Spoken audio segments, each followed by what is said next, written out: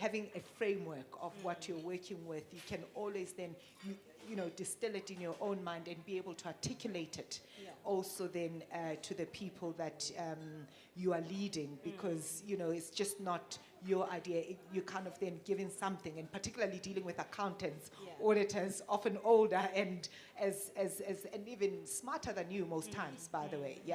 So you've got to justify yourself, why you're doing certain things and how, all of those. So certainly I think what I've heard this morning around these leadership programs, I would say yes and yes and yes over again for yourselves. Okay, awesome. Thank you so much. And if you'll allow me, just to be a bit vulnerable, was there something about yourself which you identified through these programs that you weren't really aware? And you were kind of like, when you have that outer body experience moment of, I didn't know, but it looks like everyone around me knew. And no one's told me. If you will allow. Yeah, sure. Gee, awkward, yeah. But I think my personality is just get on and do. And you expect people to be the same. Yes. And the world doesn't work that way. So true. So quickly realize you just can't get on and do. People work differently, and you're going to have to ask differently. Yeah. And as well, I guess, you become so convinced about also your own convictions. Yes. The world doesn't work that way. You need to learn what they call the boardroom dance. Yes, the waltz. The walls within the boardroom and walls within. And I didn't know that. And nobody really, kind of taught you those type of things. Yeah. I've always been maybe a technical person, an auditor, and that's what you do. So, so those are then some of the things that you can't be so stuck in your own ways. Yeah, so true. You've got to really just firstly understand the environment, understand the people, and then do the dance with them. Yes, so true. Thank you. And thank you for that. I know it's not easy. And then addressed to you, Mam Nonku.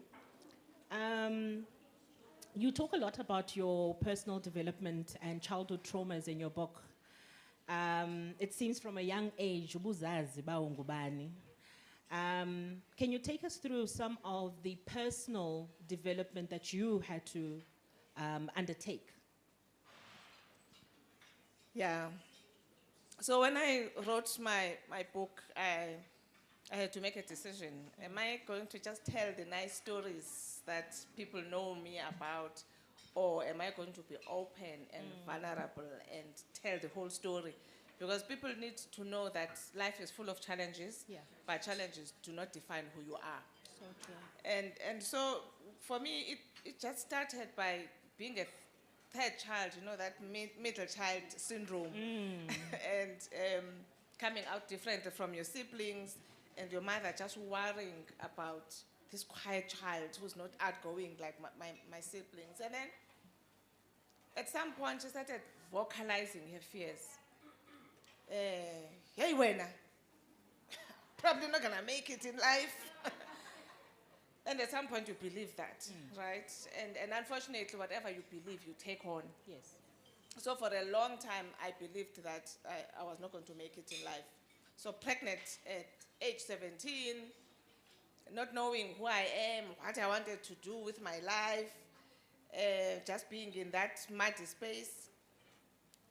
And was scared of muddy spaces, right? But that's why you find yourself in those muddy spaces. And when I had an opportunity to work at my father's panel beating shop, that's where I found myself. Yeah. And suddenly, I'm faced by these two white bullies who are managing my father's business. And the first day you are asked, what's your name? I'm Nonkula. Oh, that's so difficult. I'm not just going to call you Mary. I'm like, what? You will do no such thing. You will call me by my name, practice it and all of that. And then you wonder, where was that Nonguleko? All along. Yeah. And I think that was the first phase of my self-discovery. And then you realize that, I'm not this thing that people said I was. Being quiet doesn't mean that I wasn't smart, right? And because I was sort of smarter at school than my siblings, but my mom used to say, "Anaxesha lo mntu oxeva ezincwadini." Like, I don't care if for people who are smart in books, you have to be wise in the ways of life. I'm like, I'm 11. I'm 11. What does that even mean? So the fact that I was smarter was never, it never boosted my opening those wounds is hard because you've been covering them for a long time. But there's a time when you just have to make the decision to open those wounds. Because I tell you, that child leads with you. Yeah. She or he leads with you. You can actually see by the chaos in our country. I mean, why would anyone kill you for a position? Actually, kill you for a position, except it's some wounding somewhere that is doing that. So I look at the situation generally, which is why I decided, to embark on this journey of establishing Awakened, because I was like, at my age, I can't just be complaining anymore about gender, about race, about leadership, and so on. And there was a time when I would look at my country and be, in a state of despair, because I don't see any way out, until I realized that the world is not changed by political leaders. The world is changed by us. Yes.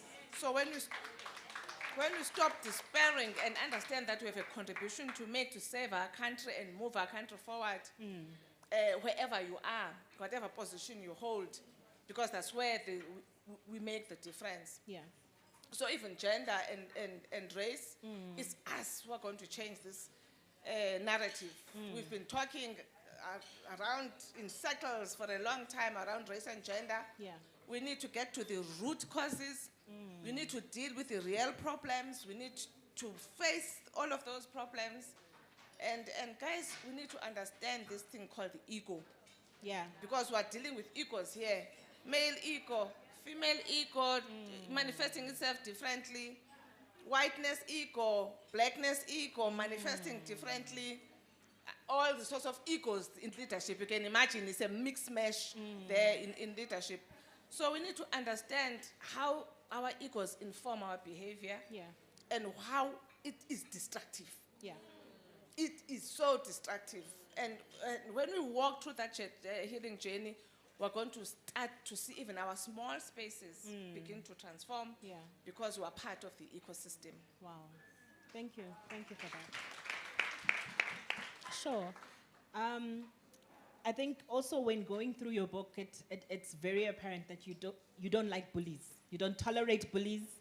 You put them in their place, and they know where they must stay, basically.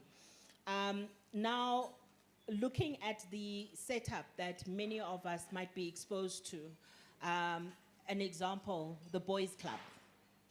How did you find yourself dealing with situations such as that? And I'm going to pose it to all the ladies, all my panelists, because you all are leading in the different positions that you do hold. So, Zoqala ngawe, Mam Nonga. Yeah, as a woman leader, unfortunately, you really never win. Because remember, there's this stereotype of women that has been defined by society, and you are expected to fit into that stereotype. You are being criticized. Remember, we are criticized. You are too emotional. You are too soft. You are this and that. Too angry. But, I mean, at the same time, you're expected to fit into that. Can you imagine what that does to a human being, right? So, and I've been looking at this because, I mean, as I'm saying that, I'm tired of dealing with the fluff on top. Let's dig deep and find all these issues. And so women, we walk into corporate spaces that were designed by others, and we're not part of that design. And we're expected to fit into these designs, and these designs are masculine. And you get to understand very quickly that when you lead with your feminine energy, it's not accepted, it's considered weak. And therefore, I mean, we learn to survive. So how do I survive in this space? So we do two things as women. We dig deep and find our masculine energy, because as Carl Jung said, psychology, as Carl Jung said, we have both feminine and masculine. So you dig deep and you find that masculine energy, because it's the one that is accepted here. And then what actually then happens is that you lose your authentic self, which is why then they say we don't support one another as women in these corporate spaces, because yours is sort of exaggerated. The masculine energy doesn't care, right? So your uncaring becomes even more than the men. Or we opt for self-abandonment. Let me fit into the stereotype for my safety and security, hide there, don't be too assertive, blah, blah, blah, you know? And again, we are not authentic self. Yeah. How can women ever reach their full potential when they are not bringing their authentic selves, when they're bringing half of themselves? We're satisfied with a slice of the pie, sit at the table. Guys, we want to expand the pie. Who wants half the pie? You know, we want to expand the pie. And we can only do that when we lead from our authentic selves. Wow. Wow. Thank you.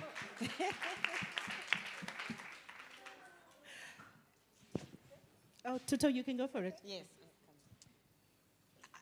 I'll just refer maybe to one book that actually really maybe resonated with me as I was rising in my own career, that women are also wired slightly different to men. Yes. I don't know if you guys have picked up Lean In by Sheryl Sandberg. And when I read that book, I was like, oh, wow, this is, I mean, the lady that wrote it, Sheryl, is a privileged Jewish lady who went to Harvard, top of her class and everything else. But the battles that she had, I could relate to them. You know, typically she gives an example of, you know, she was on the dean's list with 2 other boys. She got back to school, made no reference to it, made no deal of it. The 2 boys, the entire campus knew. Wow. We are on the dean's list. You're going to respect us. Yes. You know. So we often, I think we, number one, I think we are wired in a way that we are overachievers. We don't recognize what we've achieved and where we are. Just pause and just say, you've done well, actually. You really have done well in order to go to the next phase. So the relevance of that is just maybe recognizing, and as I said, for me, I took solace. Yeah. Number one, I said, I'm different from these boys. It's not because it's a tutor issue, and maybe, yes, the childhood traumas are in there. However, though, there is something inherent, I think, across for us as women that is slightly different to the men. So I must just accept that. Yes. It's an acceptance, and I'll have to just navigate, I guess, then the boardrooms and everything else in a way that I have got my own realization. Whilst they do what they've got to do, I've got to then just learn to then say what then keeps you going forward, because it's important to keep going forward. I've got nieces, I've got all kinds of other people that are coming behind me. They've got to see then certain role model of who's made it, so I've got to continue to push on. Yeah. I should know how they operate. I should be aware of how I operate and be able to navigate through that. Definitely it's not easy. Yeah.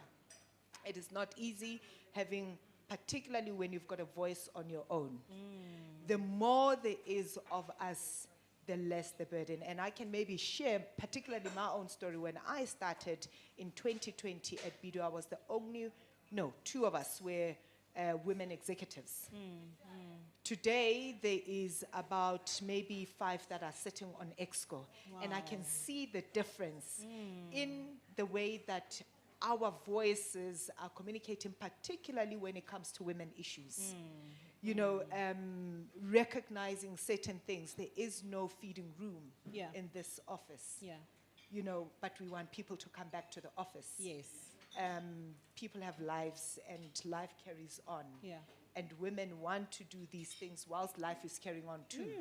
They don't want to go do it in a corner and then come back and re-engage with Yeah, us. we've got you know? FOMO. We've got FOMO, all of us, because life moves on. Yeah. Absolutely. So the more of us, and I think we've got to really just rally around each other, the more of us around the room, the better the things will, the better it will be. I mean, as a consultant, when I go to some of these JSE listed companies, it's very hard sometimes to relate to these men. Yeah. They don't Yeah. look like me, they speak a different language and everything else. My counterpart definitely may close the deal a lot quicker than I would. Guess what? That's because they've gone for a beer. Yeah. The boardroom that doesn't exist in formal places. I've gone with my PowerPoint deck. Yeah. And I'm speaking all kinds of English and I'm proper. Great, thank you, lady, but they really can't connect with me. Yeah.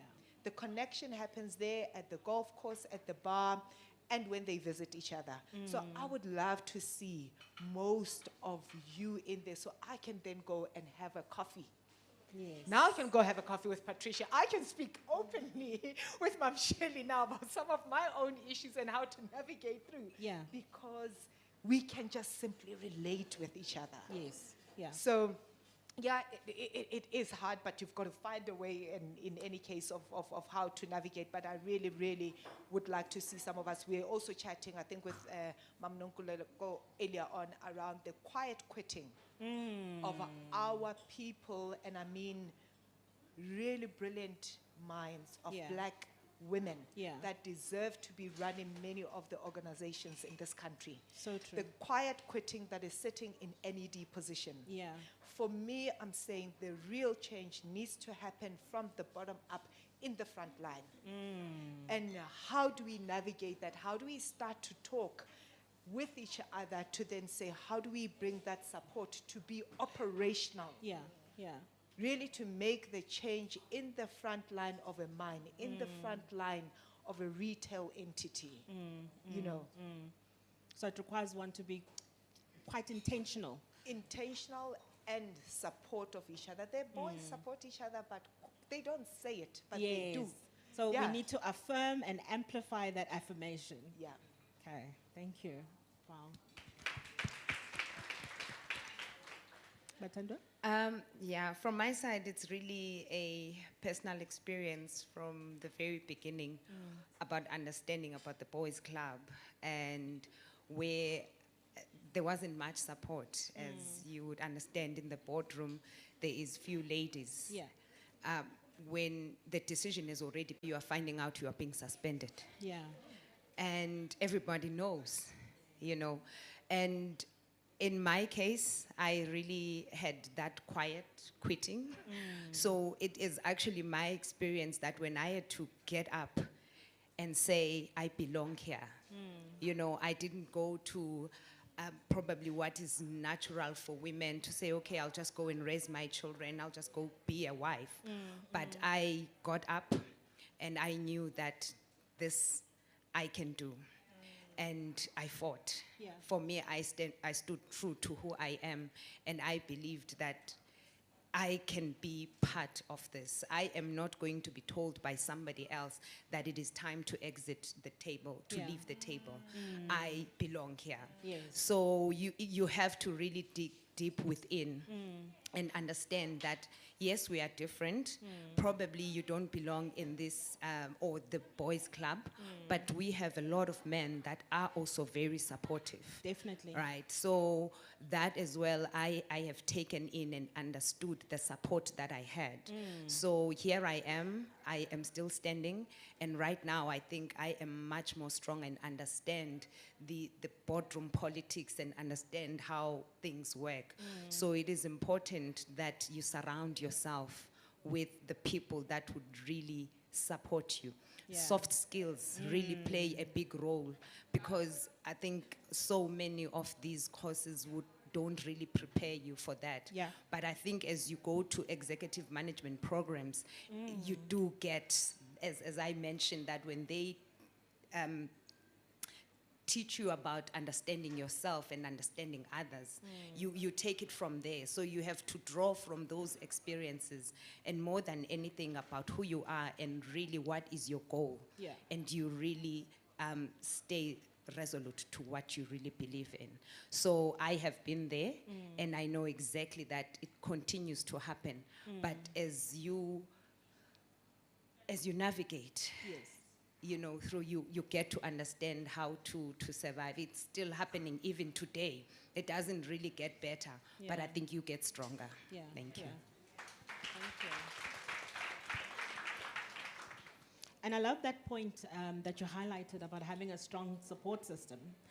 I'd like when I'm in the sense of that support system, how does it look like? Did you put down specifications of this is the type of friends that I want, or this is the type of mentor I want, or how does it look like? And also considering today's cultural and societal expectations. Yeah, well, unfortunately for us, we're one of those who were pioneers. Yes. In this space, we just had to figure our way, out and find our way. But I mean, you were fortunate that you would find that mentor. Yeah. Like I share in the book about Doug Southgate at KPMG back then, who really became a mentor.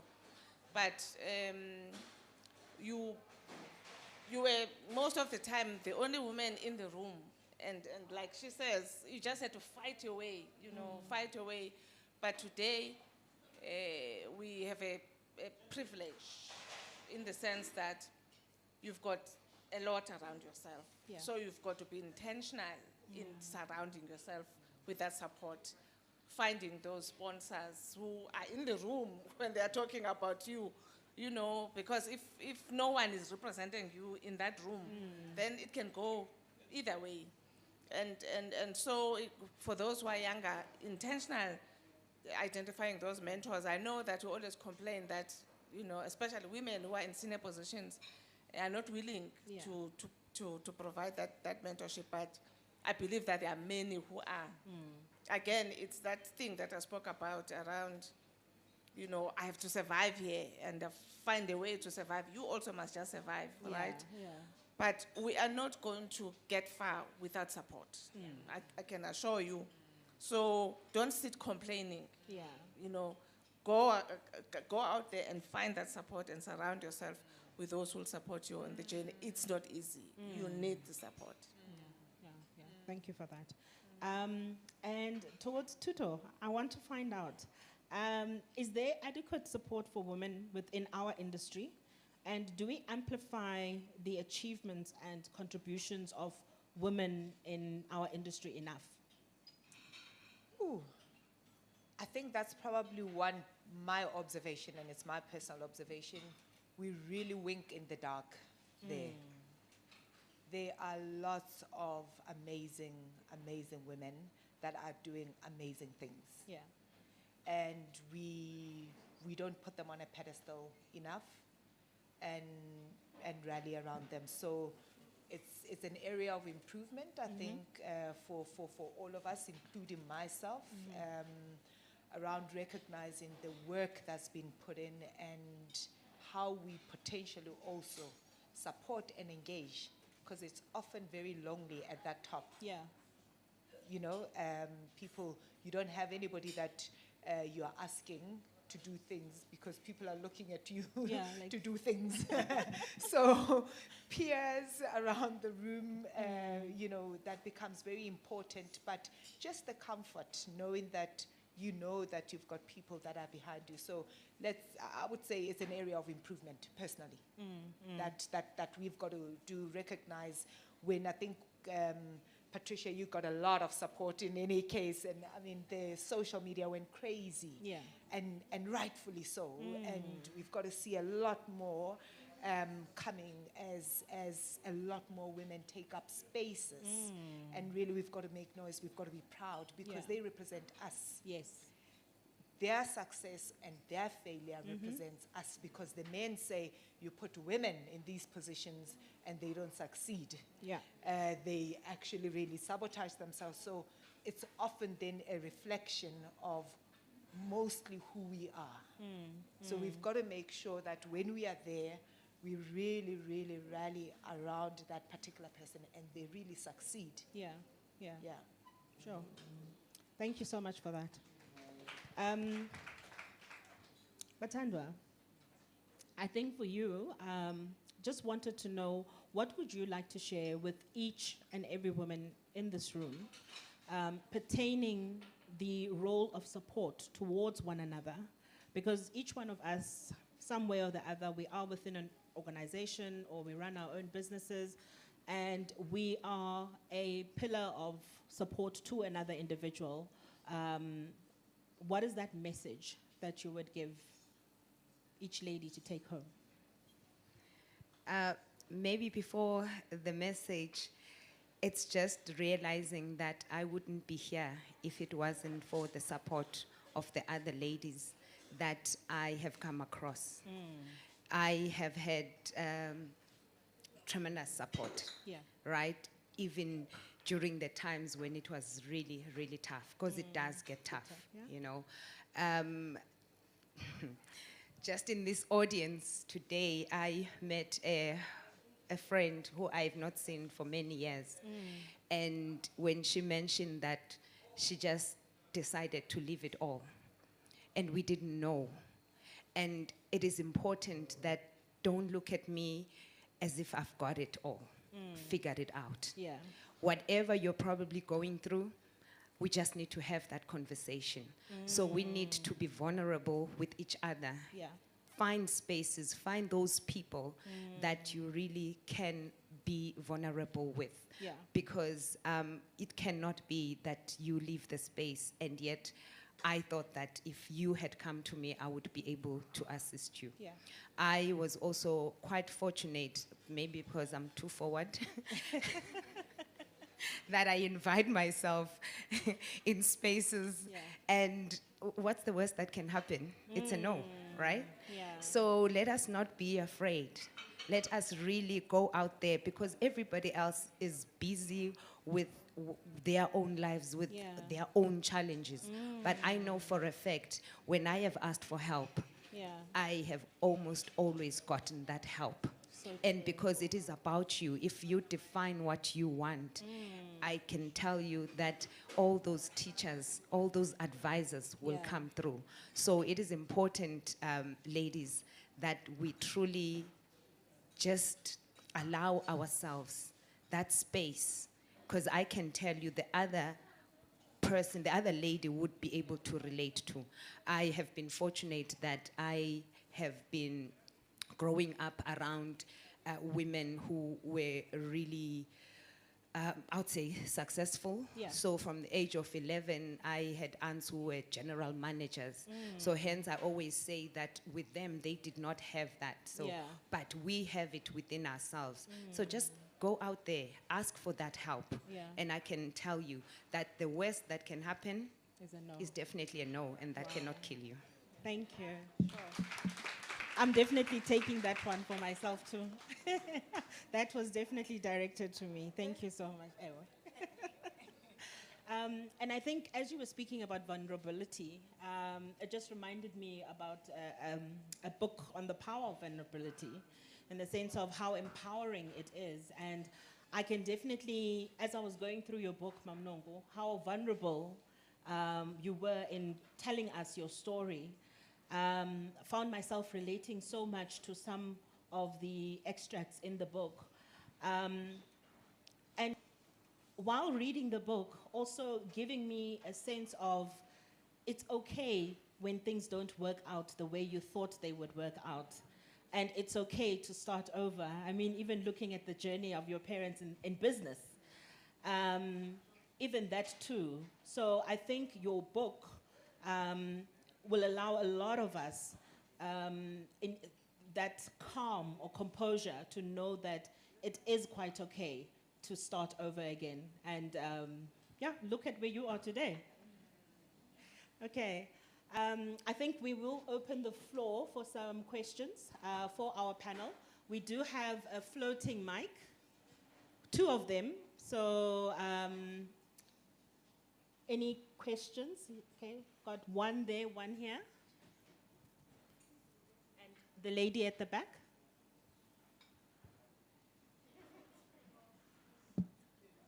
There's a lady that side. Ekonen. Okay, you can go for it. Yes, please.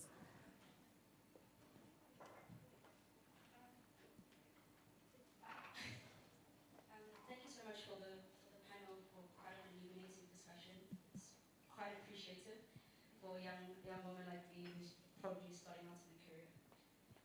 My question, we've spoken a lot about support, and over the last 18 months or so, we've seen an exodus of female leaders either being pushed out or resigning, particularly in state-owned institutions. I'm just interested, Ubuti, what do you see the role of organizations such as ABASA playing in sort of, not necessarily lobbying, but allowing women the space to be given more grace in those positions, which I think we can all accept that men are given far more grace than female leaders. Thank you so much.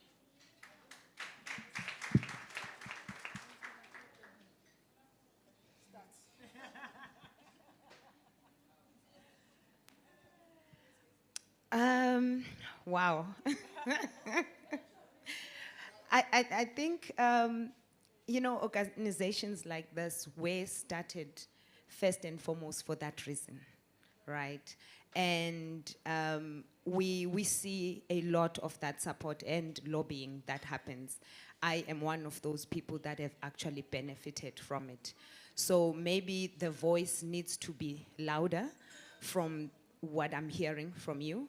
And these are the messages that we can take as the organization and ensure that we strengthen, right, the support behind especially the women.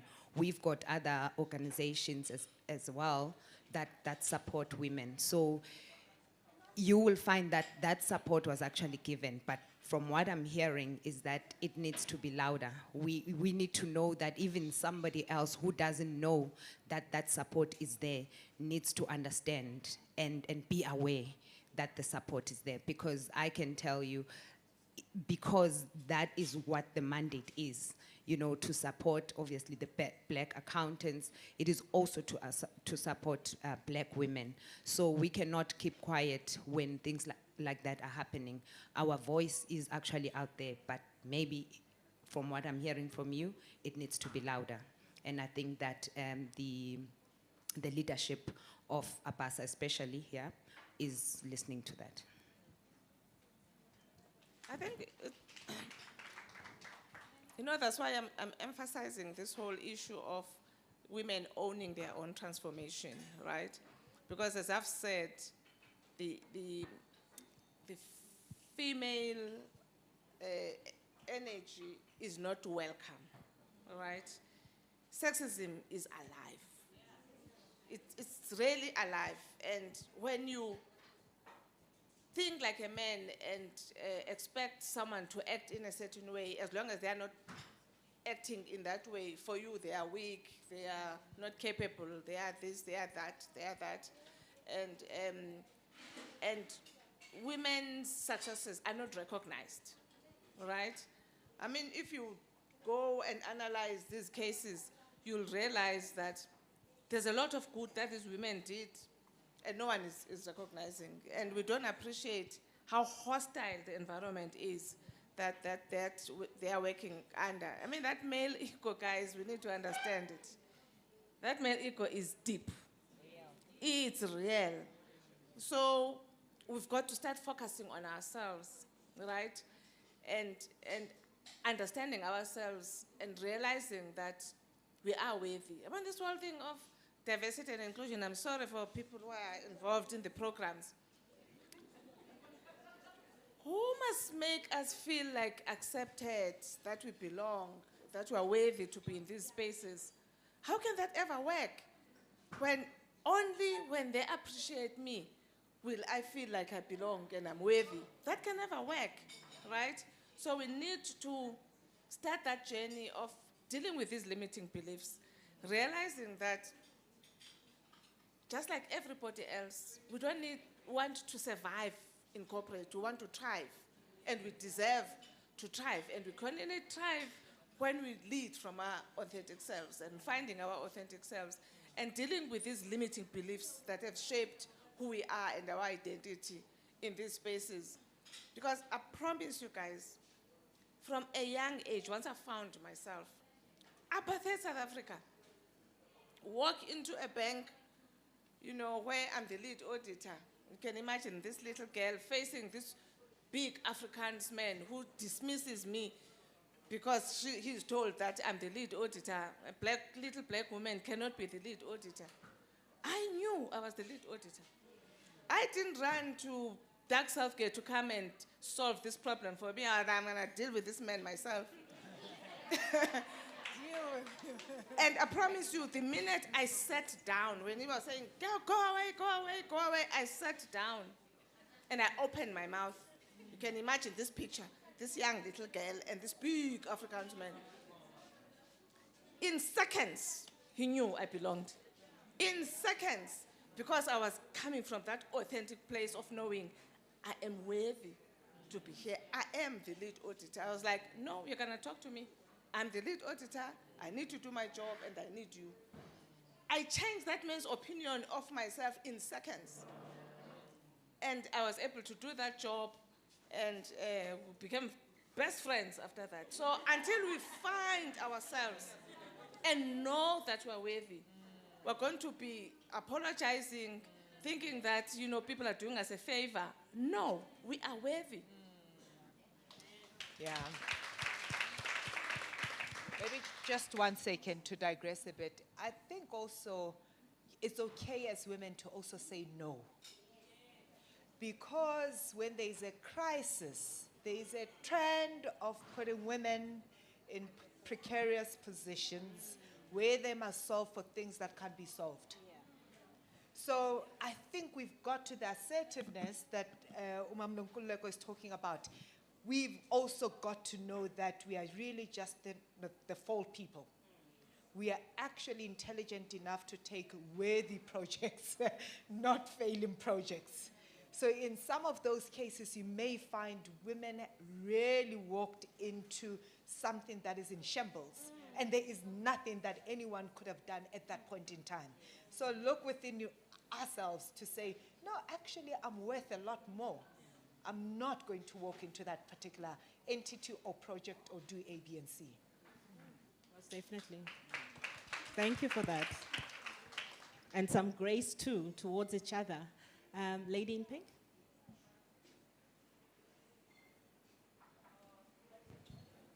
One, two. Hi, everyone. My name is Flengu Ndlela, and I grew up in Inanda, Ematigwe. I don't know if I have a question, but I can relate very, very much to everything that's happening here. And like a good auditor, I've audited the book already, and have made some references and notes, like the audit file.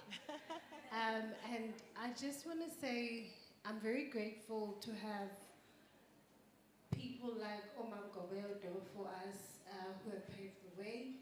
And again, I guess we'll fight or we'll always have the situation of the boys' club. So what I've done, I've decided to start a club for everything because there's a boys' club.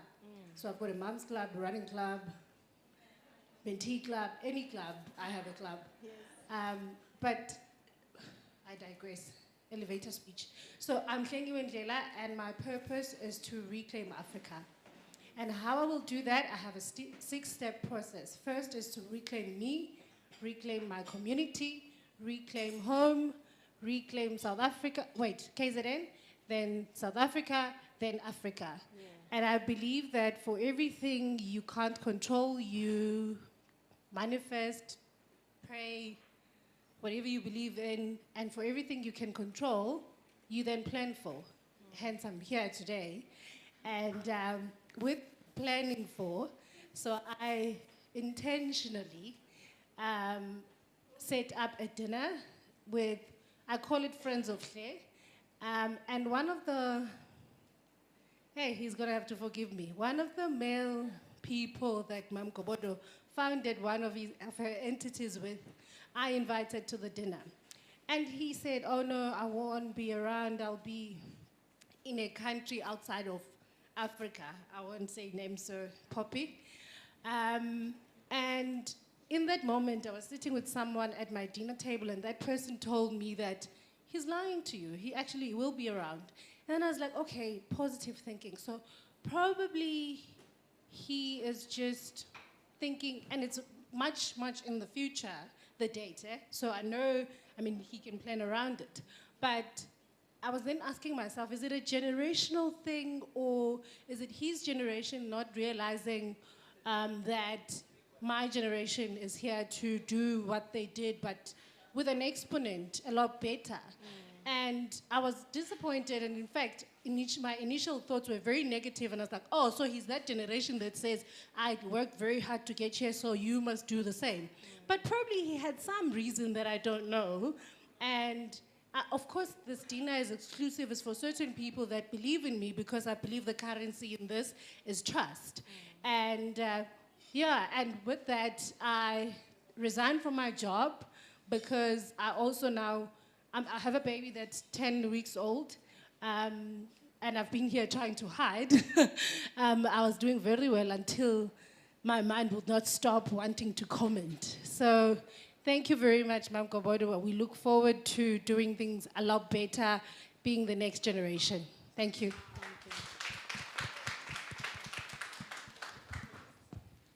We had the lady in the corner there. Thank you so much, ladies. My question is for you two, though. What's been the biggest fear you've had to overcome in your career, and how's that experience? When you look back, you're like, wow, I used to be so afraid of that, but I've overcome that. There's lots of failures. You know? Fears. Oh, fears. Oh, okay. Gee. I'm an introvert, and people probably don't believe that. I am. So one of actually the biggest fears I had was really getting out and connecting with people. I spend a lot of time at home, so I've had to teach myself that. I surrounded myself with people that did it well. And I learned along the way, I mimicked along the way. And also when I finished my articles, I joined the learning and development team, which that forced me to facilitate. And it forced me to really be out there with people, which is actually really a skill. You realize a large part of your leadership journey, honestly, everything is around people. It's around winning people. It's around winning minds. So I was glad that at least I realized that earlier on in my journey, and I'm able now to kind of then relate with a little bit of ease. I still get a bit of funny, you know, things in my tummy when I've got to go out in big numbers, but yeah, I've been able to walk through it. Yeah. Thank you for that. I think there will be a moment for networking, so I'll allow any further questions. You can approach the individual. The panelists, I think you'll still be around, right? Yes. Okay. I'm just cognizant of time. So achieving a lasting change or transformation requires an ongoing commitment. I think each of the ladies here have really emphasized that we, each one of us, have a role to play. We can't just place it on the leaders in front of us to say, no, it's their responsibility, so we'll look to them before we act.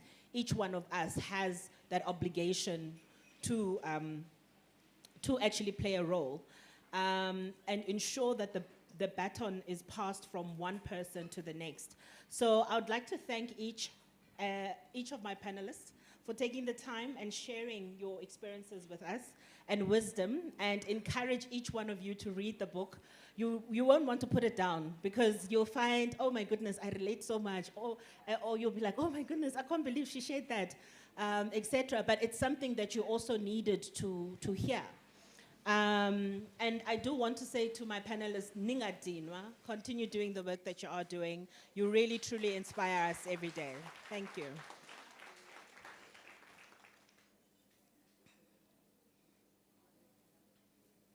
Thank you so much, ladies. Another round of applause, please.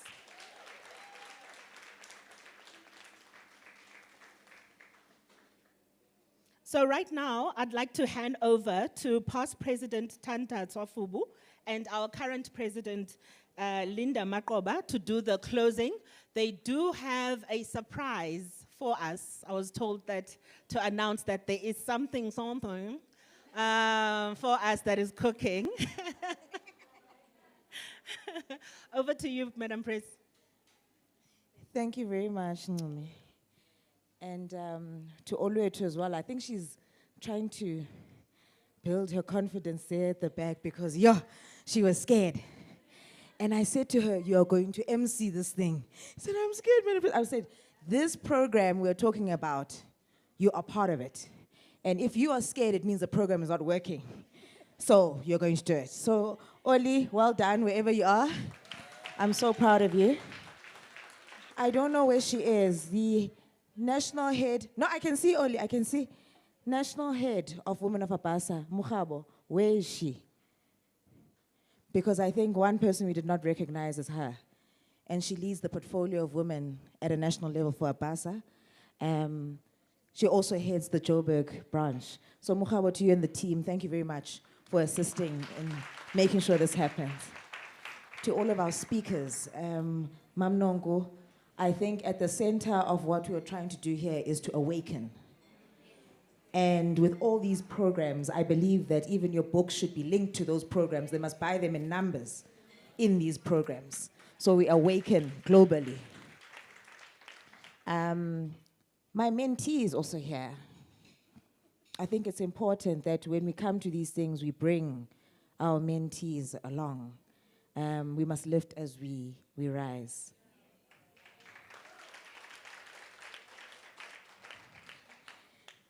I think before, Madam President, I'm warming you up, ne? I'm not doing this just for vibes. I know you are, yabo? I really just want to appreciate the power that is in this room. You know, this thing about recognizing people in the room, sometimes we're like, this protocol thing. I think, ladies, Oli and Ncumisa, to help me recognize the women leaders in this room, for those who did not know them, it's so important. You know, the CEO of BBC, Okhangi, was standing there wanting to come into this thing. So he WhatsApps me and says, I'm standing in the lobby. Am I allowed to come in? I'm like, hi, this guy. I'm like, I'll give you one thing, you're strategic because you know where the power is. It is in this room with all of us. And if we don't see that power, we're going to miss the opportunities that are out there for us as women. We're going to miss the opportunities to really influence and change things in this country because we don't see ourselves the way other people see us. We don't see ourselves the way men see us. They want to be in this room. You know how much flames I got yesterday? People were like, so while you guys are brunching, what are we going to be doing as men? We said, figure it out. It's our time now. Even the camera crew is saying, hi, next time we'll just have to bring a woman-led camera crew. I'm like, yes. That's how we change the narrative. So with that, Madam President, you know, you and me, we don't rehearse things. We don't have scripts, you know. We thought we'd take this time to just wrap up everything, but also to just make important, you know, announcements to all of you. ABASA is really at a phase where we're not just doing events. This looks pretty, this looks great, you've enjoyed yourselves, but what are we gonna do when we leave this room? So the one thing before this event is that we did have a golf day and we honored our founding president, Jeff Van Rooyen. We've renamed our golf day in his name. At the awards ceremony following the golf day, we actually announced that the golf day would also birth the JVR Golf Academy. And that golf academy is going to be focused on women, to get women. Yeah, one of those boys clubs we're talking about,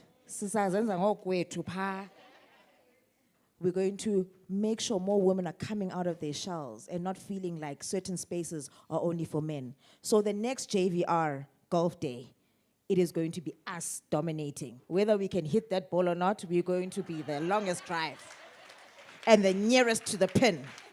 We are going to win those awards. So I'm encouraging you that when we do open the academy and when you start hearing about what it's going to do, that you sign up and you participate and you bring others along. That's announcement number one.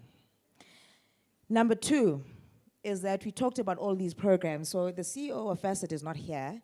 She is traveling and she just sends her love. And she says thank yous particularly to all of the stakeholders that are here.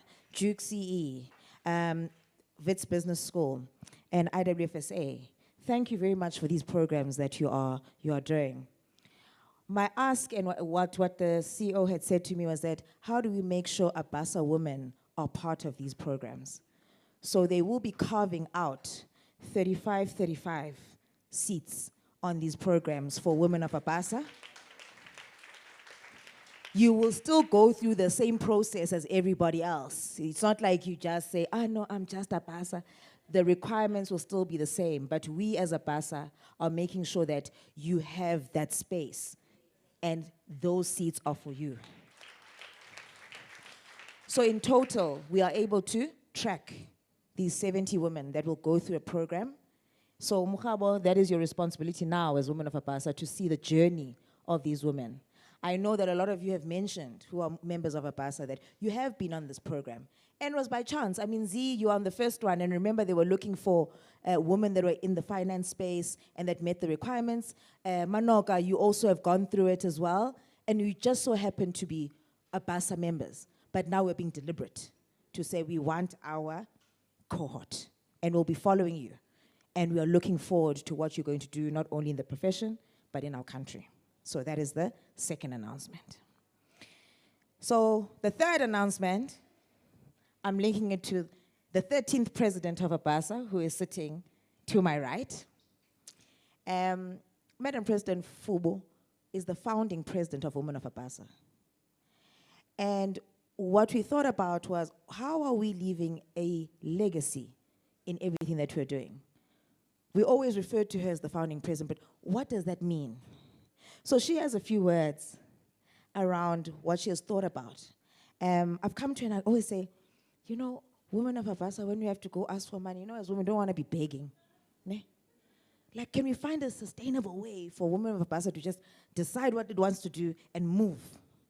So, Madam President, I'm going to now hand over to you to close it off with the third announcement. Ayomali, God.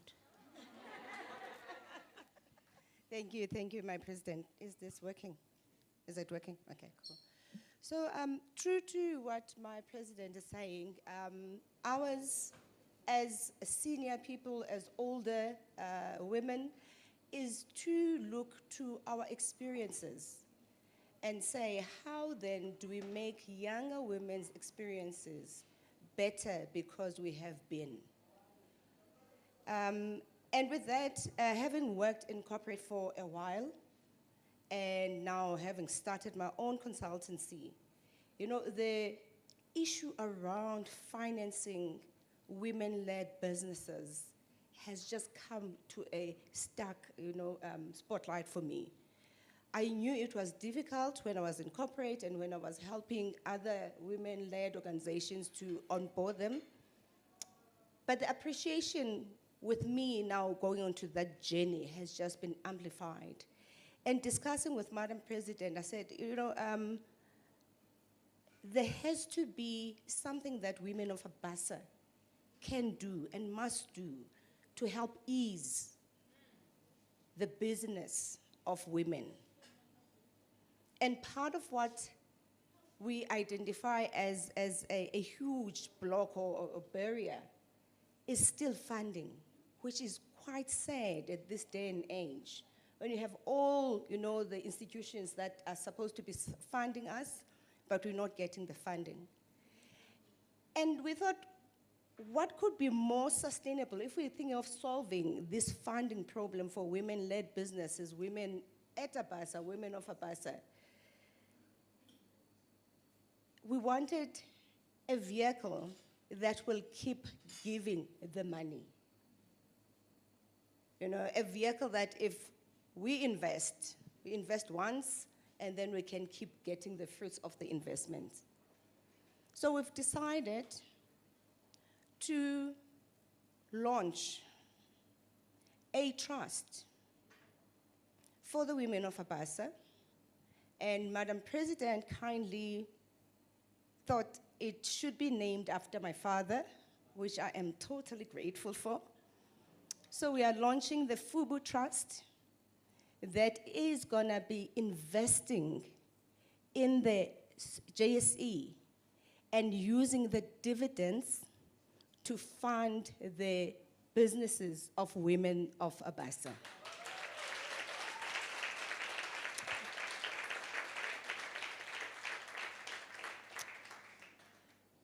Whew. And I said to Madam President, I cannot possibly go out and ask people to buy shares for us if I'm not prepared to put my own money in first. So we are launching this trust with me taking out 50,000 of my hard-earned money and putting it in.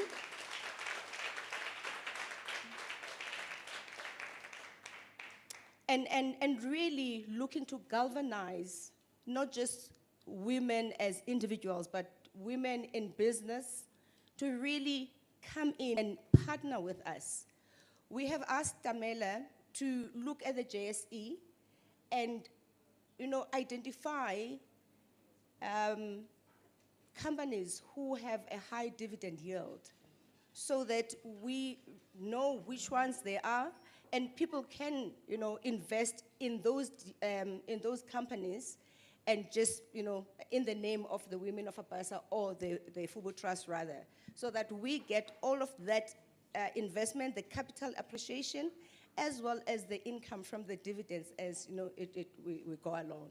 So that is what we are launching today, and we really, really hope that because of this, because of today, someone will find their way into business better. You know, someone will, you know, we're talking about support, or Sis Nonguleko, we're talking about support. We're really hoping that we will be able to support women. And more than that, my hope and prayer, Madam President, is the people that would lead the trust, the people who will sit on the board of the trust, board of trustees, will also act as a council for women and advise women on how to be and how to do business, because it would be women who understand that, who have been through that, either from a business side or from an entrepreneurial side. So we're hoping that this will be an all-encompassing type of a trust where you don't only get financial aid, but you also get, you know, aid in terms of how to be as you lead and you grow your business. Very excited, thank you very much, and thank you for honoring my dad. As I say to people, my dad was one person who pushed me so hard. My dad believed that I could do anything. My dad would say to me, Dadela Enzulwini, go swim with the sharks. And I would retort, Dada, I can't even swim, let alone swim with the sharks. But here we are swimming with the sharks. Thanks.